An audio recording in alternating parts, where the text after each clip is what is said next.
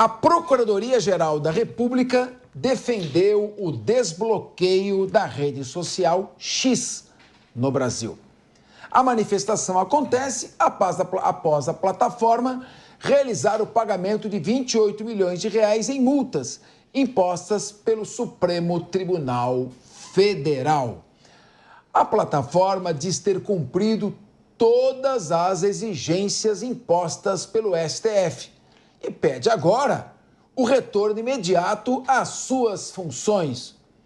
João Belutti, o brasileiro vai poder novamente expressar livremente o seu posicionamento nas plataformas do X, alimentar este debate saudável, sem censura prévia? Você acha que agora estamos retomando o rumo da democracia? Eu quero ouvir João Belutti.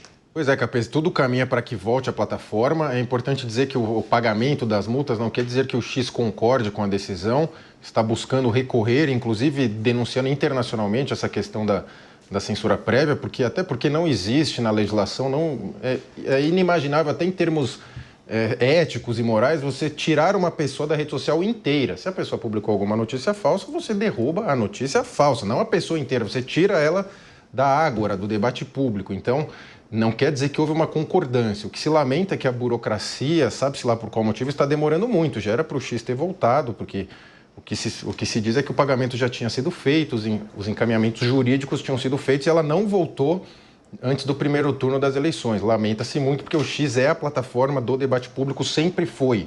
A forma como é feito o encadeamento das conversas possibilita o debate público direto, as manifestações são feitas pelo X, o próprio Joe Biden, quando renunciou à candidatura, como exemplo, fez o pronunciamento no X. Quando fala alguém, tal político fez um pronunciamento, via de regra é no X, no Twitter. Lamento que tenha ocorrido isso, espero que volte o quanto antes e que não caia mais. E há um movimento lá fora, via Congresso americano, inclusive denunciando essas questões, pedindo, inclusive, algumas providências contra o governo brasileiro, contra a burocracia brasileira, no sentido desse banimento do X e bloqueio de contas de outra empresa para pagar multa supostamente ao X. E lembrando que houve uma macarronada jurídica, de supressão de instâncias, tudo tramita no STF. O inquérito, o próprio inquérito onde está tendo essa discussão, ele é anterior aos fatos. Primeiro você tem o fato, depois você tem o inquérito. Não, o inquérito é anterior. Vai pondo tudo lá dentro e os inquéritos não acabam nunca. E hoje fica até confuso para a gente saber qual dos inquéritos intermináveis onde estão os temas no Brasil, porque neles cabem absolutamente tudo, viu, Capês? Diego Tavares. Perdão, eu só queria complementar. Eliana Passarelli. Não, que essa é a famosa insegurança jurídica que faz com que o nosso país esteja onde esteja, né? Diego Tavares. Sem dúvida, Capês. A doutora Eliana disse muito bem. A insegurança jurídica, eu acho que é o principal resultado negativo de todo esse imbróglio que nós tivemos entre o X e a justiça brasileira, mais pessoalizado na questão do embate que ocorreu no próprio X entre o Elon Musk e o ministro Alexandre de Moraes. Claro que tudo agora vai se corrigir e ainda bem, principalmente num contexto no qual a liberdade de expressão é colocada à prova a todo momento, que 22 milhões de brasileiros vão voltar a ter acesso ao X. Mas a gente não pode deixar para trás todo esse precedente ruim que foi criado. O João Belutti trouxe um dos capítulos mais nefastos dessa história, que foi o bloqueio de contas da Starlink para adimplir as multas nas quais incorreu o X. Enfim, isso abre um precedente muito perigoso para o conceito de grupo econômico que já estava muito bem desenhado na jurisprudência brasileira. Teve também o fato de que muitos brasileiros estão sendo investigados nesse momento pela Polícia Federal por ter utilizado a plataforma durante esse período via VPN, pessoas que nem têm conhecimento do processo, que não participaram do processo, que não tiveram chance de se manifestar, passaram um tempo aí correndo o risco de tomar uma multa de 50 mil reais por terem feito algo que a lei não proibia. Então, diversos capítulos dessa novela são extremamente negativos para a nossa ordem jurídica e que, de fato, ressaltam essa insegurança jurídica que é um dos grandes problemas do nosso país. A parte boa, claro, como eu disse, vamos voltar a ter acesso a essa plataforma, que é onde, como muito bem disse o João Belutti, o debate público efetivamente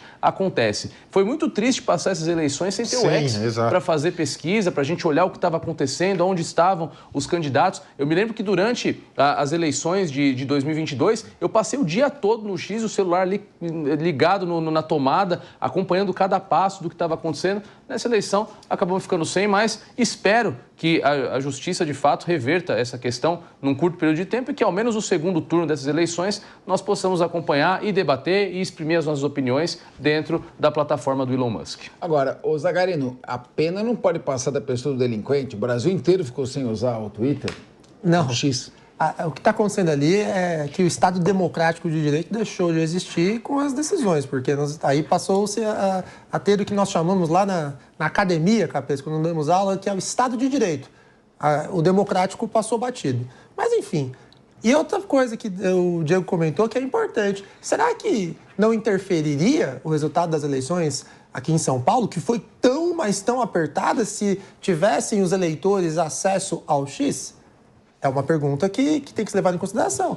A margem aqui da diferença entre os 3 primeiros colocados foi curtíssima. Menos de 100 mil votos. Menos de 100 mil votos. E o debate público, como bem pontuou o Belucci, acontece no X. Então, quando a decisão, além de ultrapassar os limites ali da pessoa, como bem pontuou o Capês, ela também interfere até no exercício da democracia. Por isso que é muito difícil o brasileiro comum, você que está assistindo, conseguir compreender como que uma pessoa com uma caneta consegue tomar decisões tão poderosas que acabam refletindo na vida de um país inteiro, na vida de milhões e milhões de brasileiros que estavam apenas ali acessando o conteúdo. Porque a questão jurídica todo mundo aqui pontuou já, são diversos absurdos. A Constituição assegura a livre expressão do pensamento. Claro que se alguém abusa da liberdade de expressão e, por exemplo, pratica um crime ao se expressar, incita um crime, incita o ódio, evidentemente ela vai responder pelo seu excesso. Agora, o que a lei diz? Você precisa ingressar na justiça, a justiça tem que autorizar a quebra do IP, saber o nome da pessoa, e em seguida se entra com a ação. Cada um tem direito a ter a sua opinião, aqui é um debate livre, respeitoso, mas livre. Vamos ver o que diz a Constituição e você fica com a sua conclusão. O que diz ali a Constituição? Nós temos ela aqui para poder extrair a nossa conclusão. Olha, então, nenhuma lei, se nenhuma lei, nenhuma decisão conterá dispositivo que possa constituir embaraço à plena liberdade de informação jornalística em qualquer veículo de comunicação, observado os dispositivos que falam da livre expressão do pensamento. É vedada toda e qualquer censura de natureza política, ideológica e artística. E a manifestação do pensamento, a criação, a expressão, a informação sobre qualquer forma, processo ou veículo não sofrerão qualquer restrição. Então, claro, o controle nunca é prévio, o controle é posterior. E assim, aqueles que abusam são punidos e aqueles que querem usar a plataforma sem abusar para estimular o bom debate e a boa discussão acabam não sofrendo esta penalidade. João Belucci, como você avalia esse arcabouço constitucional e o que está acontecendo? Claro que nós fazemos debate aqui impessoal, debatemos temas e não pessoas, mas essa questão da censura prévia, qual o ponto positivo ou negativo que ela tem? Pois é, Capês, eu não vejo ponto positivo nenhum em censura prévia, até porque, como a gente colocou, essa censura que vem sendo aplicada hoje em dia, você retira a pessoa do debate público inteiro, que foi o que aconteceu com o Marçal na reta final das eleições, você retira o perfil da pessoa, ou seja, ele não pode nem postar outros temas, ele tem que estar banido para sempre. Hoje, como o debate público ele é virtual, você fica excluído para sempre. O Brasil passou uma grande vergonha mundial, nós tivemos o último debate da eleição americana, não se pôde acompanhar os desdobramentos dele no X, que era o normal, né? Era até mais divertido e engajado o debate no que ocorria em paralelo no próprio X, no Twitter, do que o debate em si, né? Porque tinha os recortes, enfim, o Brasil ficou excluído. Tivemos recente um evento da NFL, do futebol americano aqui no Brasil, e os correspondentes americanos que estavam aqui não tinham acesso ao X, tinham que mandar a informação para lá, para os Estados Unidos, para postar, ou seja, a gente ficou excluído do debate público. Eu lamento de ver muita gente, especialmente na esquerda, concordando com isso e pessoalizando a discussão. Porque o Elon Musk isso, o Elon Musk aquilo. Você pode pensar o que você quiser dele. Nós estamos falando de liberdade de expressão. E a legislação já tem todos os dispositivos para punir se alguém exagerar. Já existe na legislação. O que eu lamento é que vão usar isso, e a questão do laudo do Marçal, mais uma vez, vai ser usado para voltar esse assunto de regulamentação das redes sociais, o que é censura na minha visão. E, Belucci, essa questão da derrubada das contas com certeza prejudicou a eleição municipal de São Paulo. Sim. O Marçal não tinha tempo de TV, não tinha fundo eleitoral. O perfil novo dele em um dia atingiu 1 milhão de... Isso é fruto do fenômeno que é o Marçal, mas vamos lá, ele não tinha TV. Os outros adversários dele, muito tempo de TV. Ele não tinha o dinheiro público. Ele estava ali arrecadando, gastando o dinheiro dele e arrecadando com doações do povo.